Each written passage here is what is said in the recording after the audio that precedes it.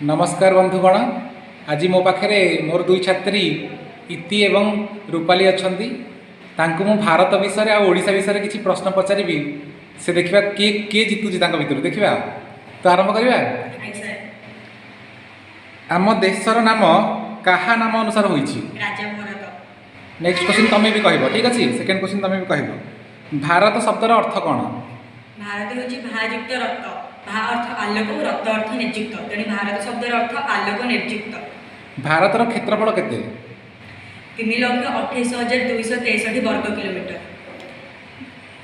तुम तीन क्वेश्चन से तुम तीन क्वेश्चन आंसर दे दीच। नेक्स्ट होती आम इति। आरंभ कर इति। ओडिशार मोट क्षेत्रफल केते? 1,55,707 वर्ग किलोमीटर। अच्छा, केउ जिला को धान भंडार बोली कह जाए? बरगढ़। ओडिशार जलवायु केमितिका? उष्म आर्द्र। Very good. ताहले हम चैनल